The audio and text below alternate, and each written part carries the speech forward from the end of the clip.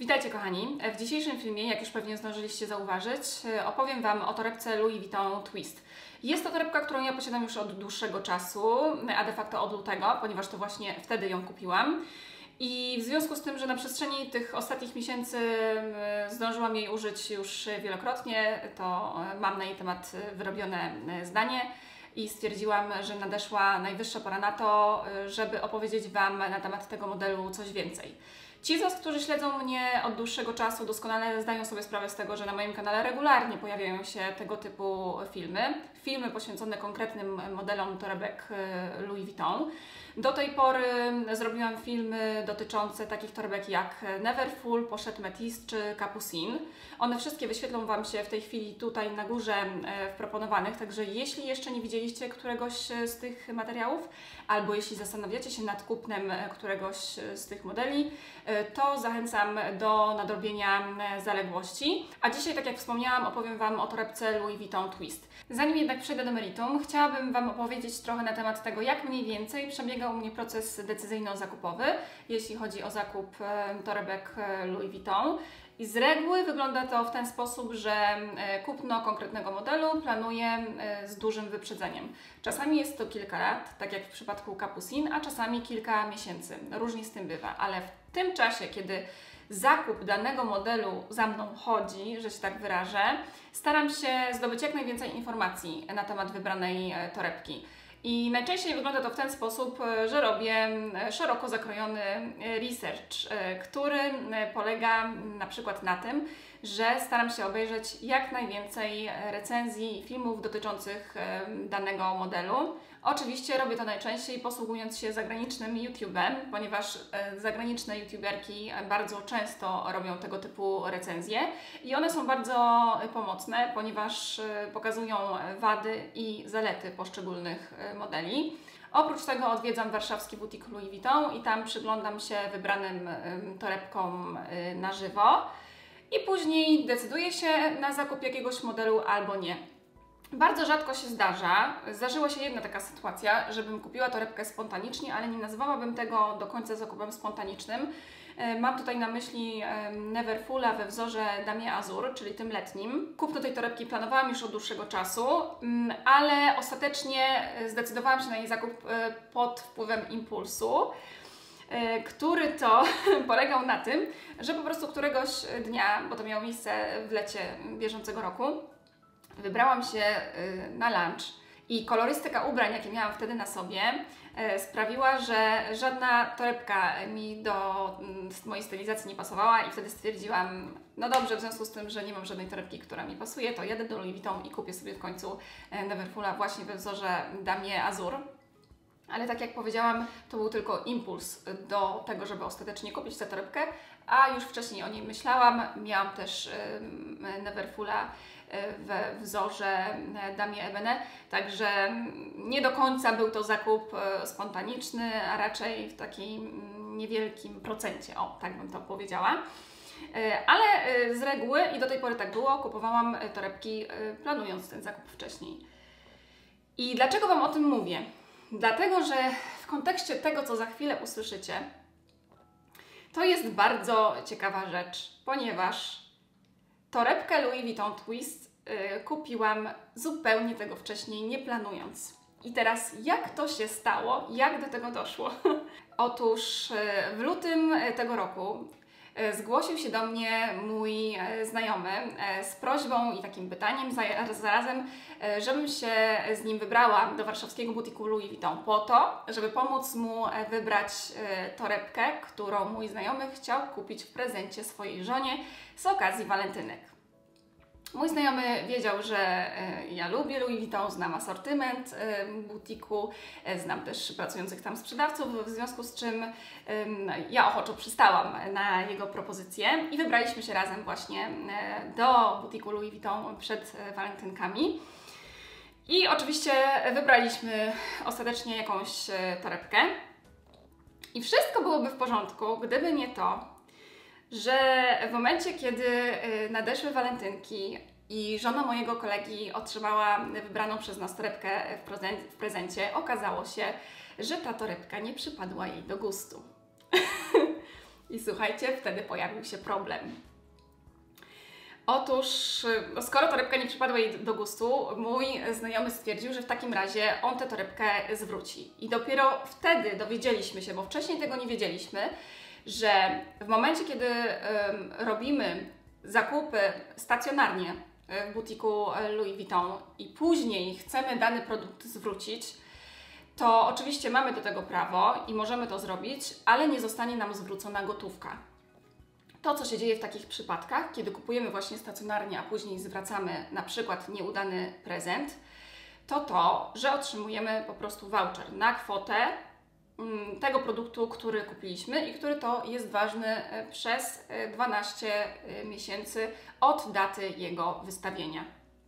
I to była informacja wtedy taka, która nas bardzo zaskoczyła, ponieważ żadno z nas nigdy niczego nie zwracało do Louis Vuitton. I tutaj też taka mała uwaga i sugestia zarazem, żebyście, moi drodzy, nigdy nie kupowali prezentów swoim drugim połówkom i innym ludziom takich, co do których nie macie pewności, że one się tym osobom spodobają, ponieważ później możecie mieć z tego tytułu problemy.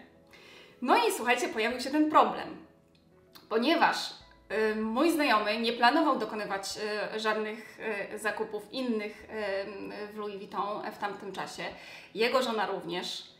No to stanęli oni w obliczu zamrożenia tej gotówki, którą mój znajomy wydał na torebkę, na okres 1 roku. I wszystko byłoby może ok, gdyby wartość tej torebki była niewielka, ale ten model, który wybraliśmy, kosztował 13 000 złotych. Także wyobraźcie sobie teraz taką sytuację, że kupujecie coś w prezencie, prezent jest nieudany, nie możecie otrzymać zwrotu pieniędzy, a jednocześnie nie chcecie, nie zamierzacie niczego innego kupować. I wtedy ja, słysząc te informacje i widząc, że pojawił się taki problem, stwierdziłam: okej, lubię tych moich znajomych, więc ja im po prostu pomogę. Miałam taką możliwość, więc postanowiłam z niej skorzystać, czyli ostatecznie skończyło się na tym, że przejęłam ich voucher i tę kwotę, te 13 000, przeznaczyłam na zakup kolejnej torebki dla siebie, a oni odzyskali te 13 000 złotych w gotówce, które ja im następnie dałam. I taka jest właśnie historia dość osobliwa zakupu torebki Twist. Za chwilę też się dowiecie, dlaczego akurat ta torebka jest czerwona, bo wszyscy, którzy mnie regularnie oglądają, wiedzą, że mam w tej chwili 2 czerwone torebki. I wiecie też, że ja kupiłam w lutym, właśnie tuż przed walentynkami, torebkę czerwoną Capucine. I w dniu, w którym dokonywałam zakupu, a byłam w butiku wtedy z Januszem, pamiętam jak dziś, że Janusz bardzo mnie namawiał i forsował bardzo pomysł taki, żebym właśnie kupiła torebkę Twist w czerwonym kolorze, ponieważ ona mu się niesamowicie podobała, o wiele bardziej niż Kapucyn, który to określał jako torebkę dla starej baby. Natomiast z uwagi na to, że to były moje pieniądze i ja kupowałam sobie tę torebkę, to jakby Janusz nie miał nic do gadania. Mi od samego początku najbardziej podobał się Kapucyn i to ostatecznie na tę torebkę właśnie w czerwonym kolorze się zdecydowałam. Mam tu ją przy sobie, także tak wyglądała i robiłam już na jej temat film. Natomiast zapamiętałam sobie, co powiedział mi Janusz i w kontekście tej kolorystyki Twista już wtedy się z nim zgadzałam, czyli uważałam od samego początku, że Twist najładniej wygląda w kolorze czerwonym, bo czerwony kolor w tym modelu naprawdę świetnie się prezentował i przyciągał uwagę. Ale wiecie, ja nie miałam wówczas świadomości, że za chwilę pojawi się taka sytuacja, że ja wrócę do Louis Vuitton i kupię tę drugą torebkę. Więc taka jest, słuchajcie, historia z tym związana, że w rezultacie tej całej sytuacji, tego rozgardiaszu związanego z walentynkami, nie planując wcześniej zupełnie tego, że kupię 2 torebki, kupiłam w ciągu miesiąca właśnie 2 modele, podobne do siebie i gabarytowo, i kolorystycznie, i wydałam na te torebki prawie 30 000 złotych. Także trochę śmiesznie, nie sądzicie? Tak teraz patrząc na to z perspektywy czasu stwierdzam. Teraz mam 2 czerwone torebki, tak jak Wam powiedziałam, dość podobne do siebie, czyli Louis Vuitton Twist i Kapucyna. Także jeśli kiedyś będziecie mieć ochotę na to, żebym porównała dla Was te torebki, to dajcie mi proszę znać w komentarzach. Jeśli uzbiera się duża liczba chętnych, to zrealizuję dla Was taki materiał. I powiem Wam, że ja na początku miałam dość dużą zagwozdkę związaną z tą torebką, ponieważ w związku z tym, że chwilę wcześniej kupiłam kapucyna w kolorze czerwonym, a twist od samego początku mi się podobał, też właśnie w kolorze czerwonym, to rozważałam różne opcje. Na początku myślałam, że w takim razie może wymienię kapucyna na inny kolor. Potem myślałam, że może kupię twista w innym kolorze, na przykład czarnym, ponieważ jest bardziej uniwersalny. Ale z drugiej strony cały czas z tyłu głowy miałam tę myśl, że i tak zamierzam kupić torebkę Chanel albo Diora w czarnym kolorze. Także nie chciałam mieć dwóch czarnych. I ostatecznie padło na to, że mam dwie czerwone torebki, także w najbliższym czasie nie planuję kupna kolejnej torebki w tym kolorze, zwłaszcza, że to jest niesamowicie charakterystyczny kolor i trzeba naprawdę go lubić, mieć ubrania w tym kolorze i też taki charakter, taką osobowość, żeby chcieć nosić czerwony kolor, a jednak dużo kobiet wiem, że ma z tym problem. Ubolewam jedynie nad tym, że na przykład twist nie ma złotych wykończeń, ale nie było tego modelu właśnie w takiej wersji, bo przynajmniej miałyby więcej różnic, a tak to nie dość, że są czerwone, to jeszcze obie mają srebrne wykończenia, ale już trudno. W każdym razie podsumowując całą tę sytuację, chciałabym powiedzieć, że wszystko się dobrze skończyło, ponieważ moi znajomi odzyskali pieniądze, a ja zaopatrzyłam się w nową torebkę. A jak wiadomo, zakup nowej torebki jest dla każdej kobiety powodem do radości i ze mną nie było w tym przypadku inaczej. Dobrze, myślę, że to tyle tytułem wstępu i czas przejść do meritum i opowiedzieć Wam na temat Louis Vuitton Twist coś więcej.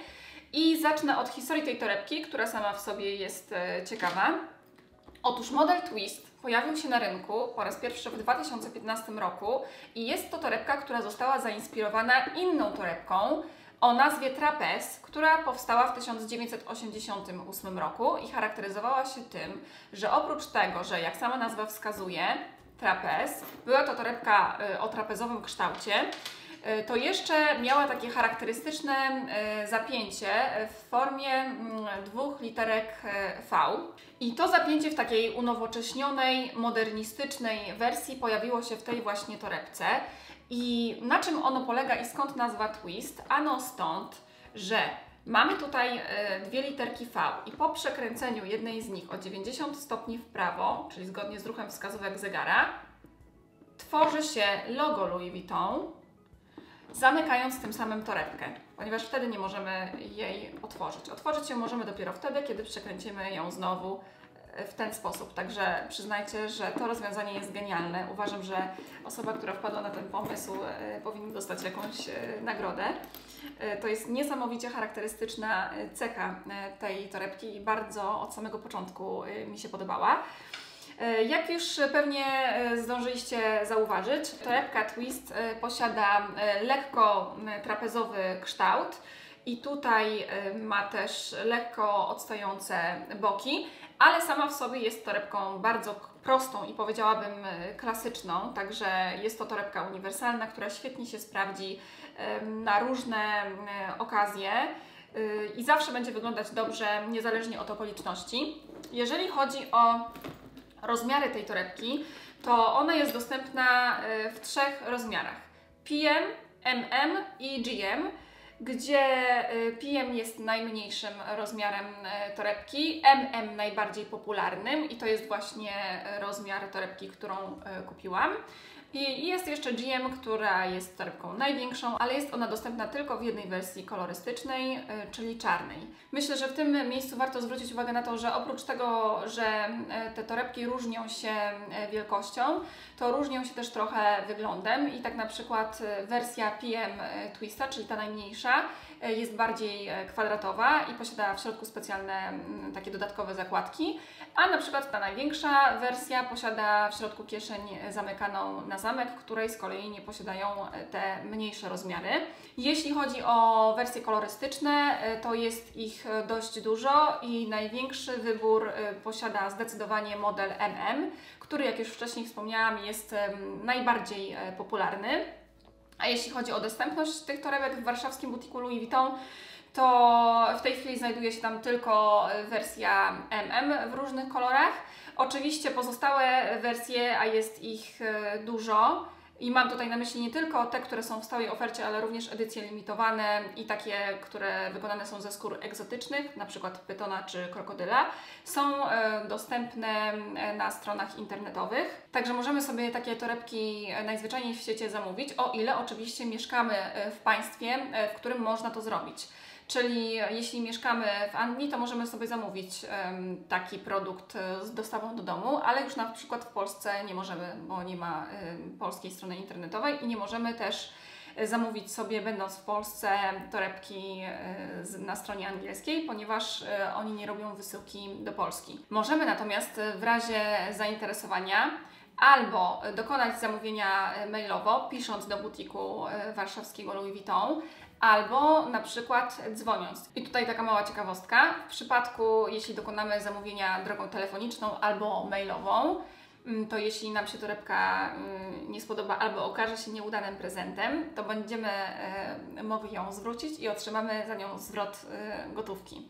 Nie otrzymamy go tylko wtedy, kiedy będziemy widzieć towar, który kupujemy, czyli będziemy kupować go stacjonarnie. Taka jest polityka marki Louis Vuitton, zresztą nie tylko tej marki luksusowej, ponieważ podobno mają też Chanel i Hermes. Myślę, że wszyscy ci, którzy kupują w tych butikach, doskonale o tym wiedzą, ale zwracam Wam uwagę na to, żebyście wiedzieli, że nie musicie mieszkać w Warszawie, żeby kupić sobie coś Louis Vuitton. Możecie zawsze złożyć zamówienie drogą telefoniczną albo mailową. Torebka Louis Vuitton Twist wykonywana jest z bydlęcej skóry Epi z francuskiego Quos, która to stosowana jest w produkcji Louis Vuitton od 1985 roku i jest to niesamowicie charakterystyczna skóra. I teraz pokażę Wam ją na zbliżeniu. Ona charakteryzuje się tym, że jest po pierwsze sztywna, z reguły matowa i posiada tutaj takie linie, najczęściej poprzeczne, bardzo cienkie, też kojarzące się z kłosem, co daje taki efekt trójwymiarowości. I inna cecha charakterystyczna tej skóry to to, że ona jest bardzo odporna na wszelkiego rodzaju zabrudzenia, zadrapania, czy też otarcia. Także możemy sobie tutaj po niej rysować paznokciami i nic się z nią nie dzieje, a w momencie, kiedy się pobrudzi, to bardzo łatwo ją wyczyścić. I to też sprawia, że produkty wykonane z tej skóry są droższe niż z innych. Cena tej torebki właśnie w rozmiarze MM to jest 12 000 złotych, czyli to jest jeden z droższych modeli torebek dostępnych w ofercie Louis Vuitton. I zdarza się też niektórym mówić, że skóra ta jest wodoodporna, ale nie chciałabym, żebyście rozumieli to dosłownie, czyli żeby nie przyszło Wam do głowy, żeby wrzucać tę torebkę na przykład do jeziora. Chodzi tutaj bardziej o to, że w momencie, kiedy będzie padał deszcz albo śnieg i będziecie wychodzić z tą torebką, to jej się absolutnie nic nie stanie, nie będą tutaj się pojawiały plamy ciemniejsze od właśnie deszczu czy śniegu i pod tym względem też jest to świetny materiał. To jest torebka, jak widać, w kolorze czerwonym, ale jest to czerwień wpadająca w kolor makowy, w przeciwieństwie do kapucyna, gdzie mamy do czynienia z czerwienią wpadającą z kolei w wiśnie. Tutaj macie dla porównania. I ten kolor nazywa się Coquelicot, z francuskiego mac. I przyznajcie, że rzeczywiście tak jest, że to jest taki właśnie makowy kolor i to sprawia, że ta torebka niesamowicie rzuca się w oczy. Zresztą nie tylko ona, ponieważ jeśli chodzi o serię Twist, to ona nie obejmuje wyłącznie torebek, ale również akcesoria typu paski, breloczki, portmonetki, portfele na łańcuszku, bransoletki itd., itd. I ja jakiś czas po tym, kiedy kupiłam torebkę Twist, zaopatrzyłam się też w pasek z tej serii w tym samym kolorze i tutaj w przeciwieństwie do torebki mamy te dwie literki w dwóch różnych kolorach. Jedna jest złota, druga jest srebrna i one się nie przekręcają. Natomiast idealnie pasuje ten pasek właśnie do tej torebki. Przy czym mamy tutaj w przypadku paska szerszą możliwość zastosowania, ponieważ to logo jest dwukolorowe, także zarówno do dodatków złotych, jak i srebrnych on pasuje, a torebka ze srebrnymi wykończeniami niekoniecznie. Ale słuchajcie, przechodząc dalej, to koniecznie muszę Wam wspomnieć o tym, że torebka Twist jest popularna wśród licznych gwiazd Hollywood i noszą ją takie gwiazdy jak na przykład Selena Gomez, Jessica Biel, Jessica Alba, Kendall Jenner czy Zendaya. Jeśli chodzi o to, jak była zapakowana ta torebka w dniu zakupu, to nie zrobię Wam teraz unboxingu, no bo mam już ją dobrych parę miesięcy, w zasadzie niecały rok. Ale powiem Wam, jak była zapakowana. Jak zwykle, przynajmniej od czasu, kiedy zmieniły się opakowania, znajdowała się w pudełku zamykanym na magnes w kolorze szafranowym. Taka jest nazwa tego koloru. I w tym pudełku dodatkowym zabezpieczeniem tej torebki był, jak zwykle w przypadku Louis Vuitton, taki worek przeciwkurzowy, który różni się od worka, słuchajcie, tego, w którym była torebka Capucine. Capucine ma bardziej ekskluzywny worek, czyli w środku wykończony mikrofibrą i tutaj ma ściągacze. Natomiast torebka Twist, która jest torebką tańszą, ma ten zwykły woreczek, ten sam, który jest dodawany również do torebek Pochette Métis, Croisette czy na przykład Neverfull. I oczywiście, jak zwykle w przypadku Louis Vuitton, do zakupu otrzymałam również paragon w specjalnej kopercie i na tym paragonie znajdują się takie informacje jak nazwa salonu, w którym została kupiona torebka, nazwa modelu, cena tego modelu, moje dane, imię, nazwisko, numer telefonu, nazwisko sprzedawcy. Przechodząc dalej, a raczej wracając do torebki, to jak już wcześniej wspomniałam, ona ma lekko trapezowy kształt. I coś, na czym chciałabym się teraz skupić, to ten oto metalowy, bardzo charakterystyczny pasek w formie łańcucha. Także mamy tutaj część metalową oraz część skórzaną. I ta część umożliwia wygodne noszenie torebki na ramieniu albo w poprzek ciała i sprawia, że ten łańcuch nie wrzyna nam się w ciało. To jest duża zaleta tego paska. Na górze paska znajduje się logo Louis Vuitton. Mam nadzieję, że to będzie widać na zbliżeniu. Taki bezbarwny jest napis, więc może być ciężko. Tutaj z boku na tych kuleczkach napisy Louis Vuitton i na dole mocowania, a raczej na grzbiecie torebki z literkami LV.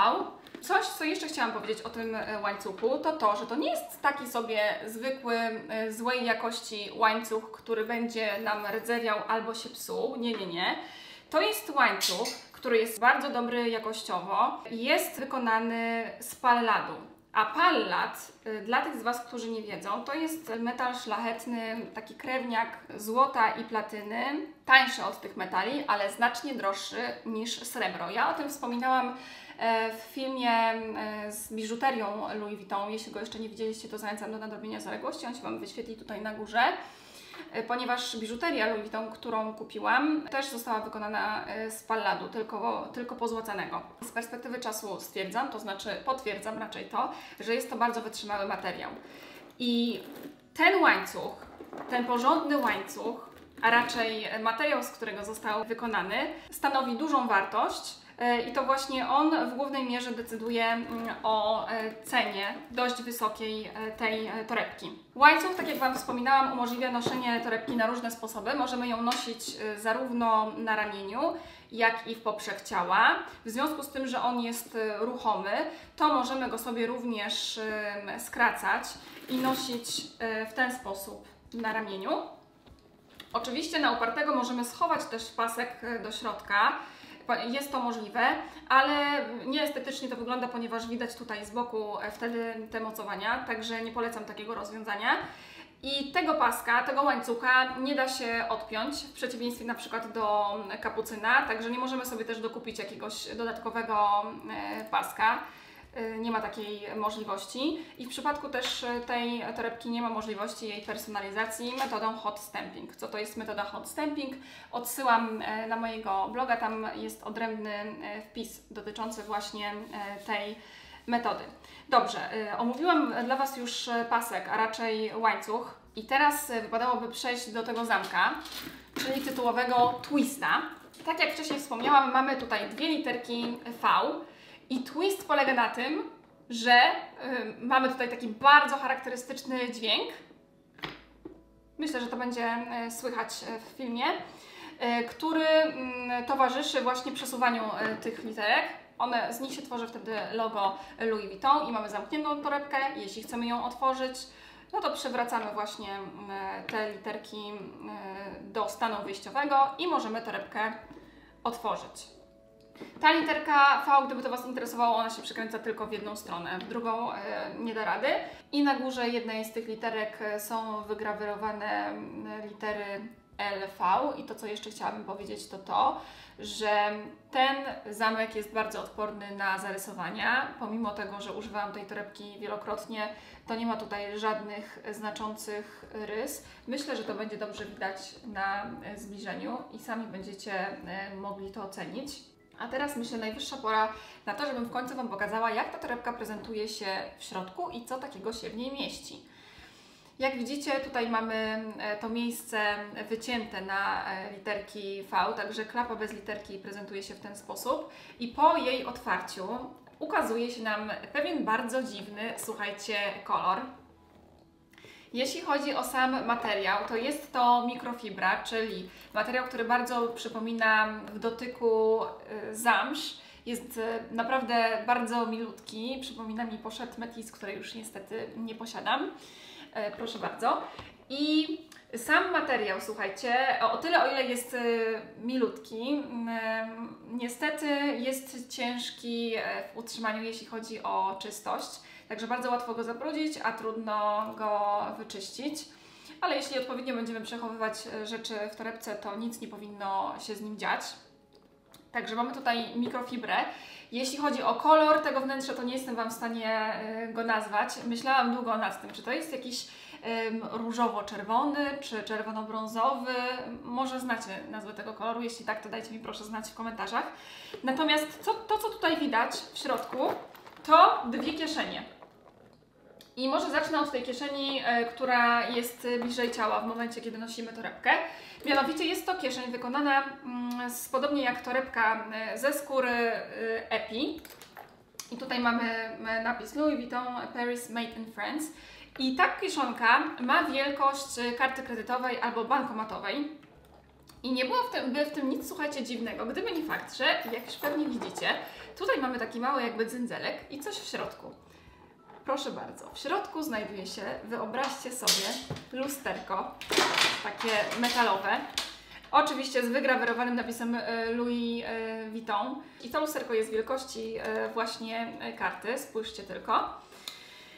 I uważam, słuchajcie, że to jest naprawdę świetny gadżet. Natomiast ja z tego gadżetu prawie w ogóle nie korzystałam. Nie prawie w ogóle, nigdy nie korzystałam. Więc jak się tylko zorientowałam, że jest niepraktyczny, przynajmniej w moim przypadku, to przestałam go używać i nosić ze sobą i leży sobie cały czas w biurku, ale na potrzeby dzisiejszej recenzji włożyłam to lusterko z powrotem. Natomiast po wyjęciu tego lusterka mogę sobie tutaj włożyć na przykład kartę moją z stałego klienta z Lazy Doga. Spójrzcie tylko, mieści się idealnie i zmieści się tutaj też tak naprawdę więcej kart, także jeśli nie nosicie portfela tak jak ja i korzystacie głównie z kart, to na pewno będzie to dla Was duży plus. Także jedną kieszeń mamy już omówioną, a druga kieszeń znajduje się naprzeciwko tej skórzanej i jest wykonana, słuchajcie, z mikrofibry. Jest też o wiele większa. Co takiego tutaj się zmieści? Gdybym chciała, to na siłę mogłabym zmieścić w tej kieszeni mojego iPhone'a 7 Plus. Ale nie chcę tego robić, ponieważ naprawdę musiałabym się trochę powysilać i tak na siłę go włożyć i w dodatku bez etui ochraniającego telefon, a później byłoby mi ciężko go wyjąć, także teraz tego nie zrobię. Ale jeśli posiadacie podobne gabarytowo telefony, to będzie to możliwe.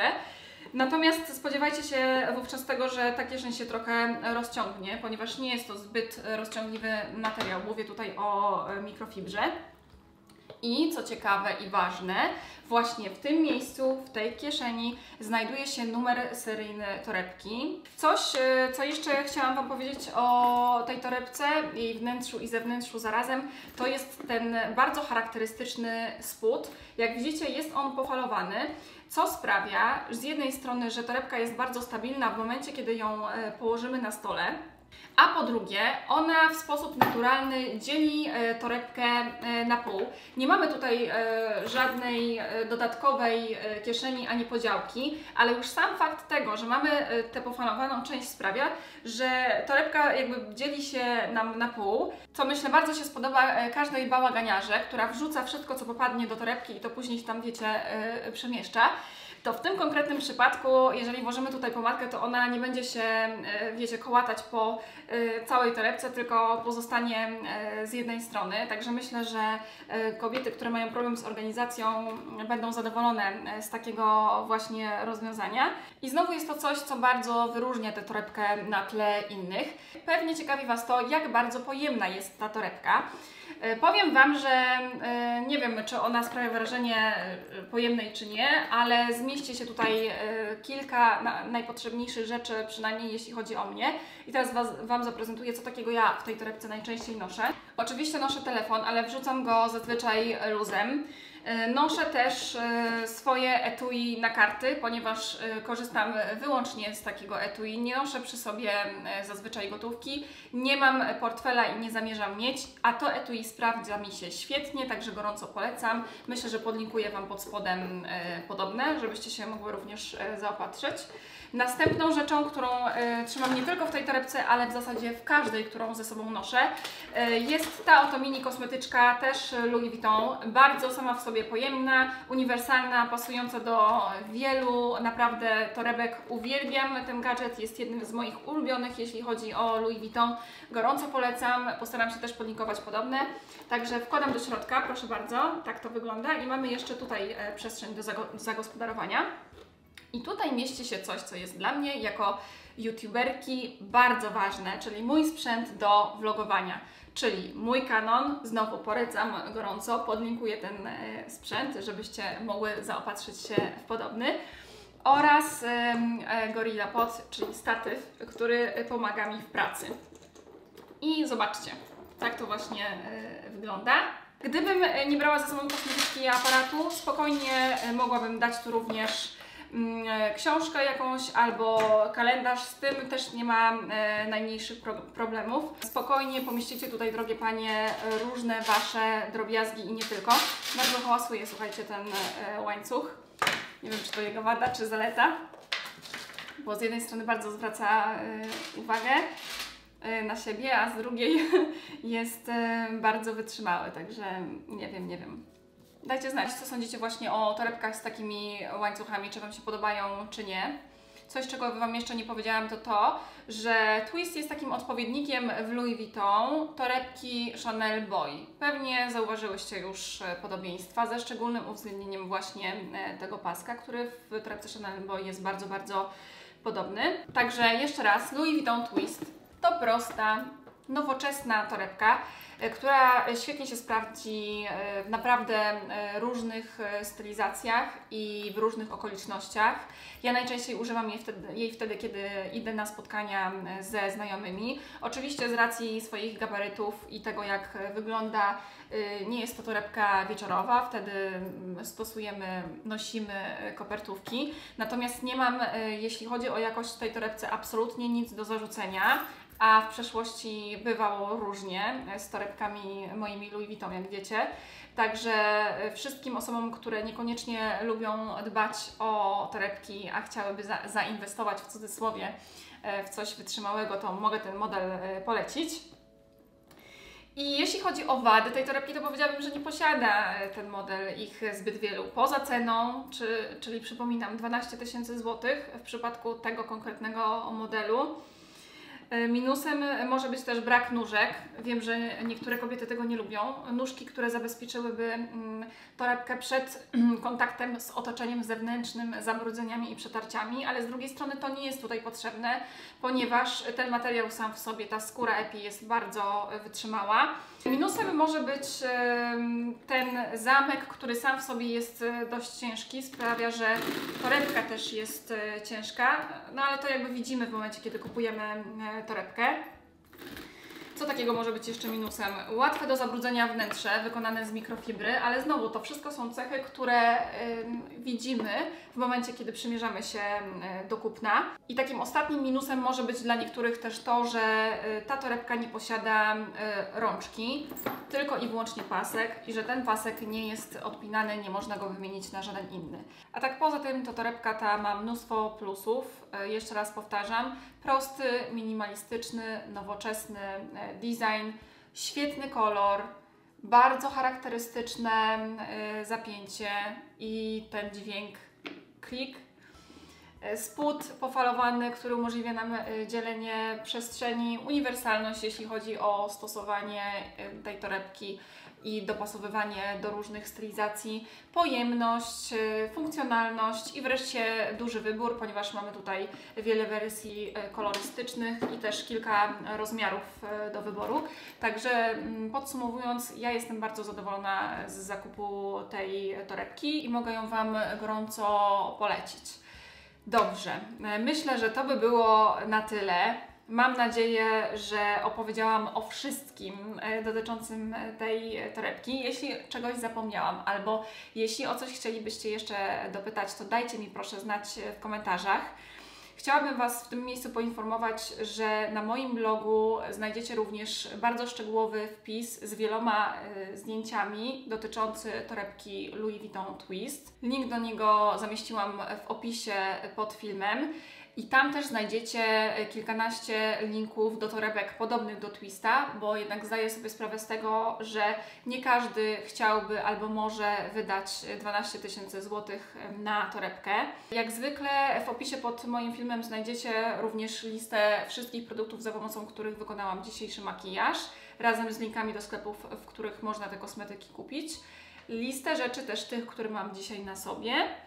I na sam koniec chciałabym Was bardzo zachęcić do subskrybowania mojego kanału i klikania łapek w górę, jeśli film Wam się podobał. Dajcie mi proszę znać, czy podoba Wam się torebka Louis Vuitton, co o niej sądzicie, czy chciałybyście ją posiadać, a może już posiadacie i macie na jej temat wyrobione zdanie. Bardzo Wam dziękuję za uwagę i poświęcony czas i do zobaczenia w kolejnym filmie.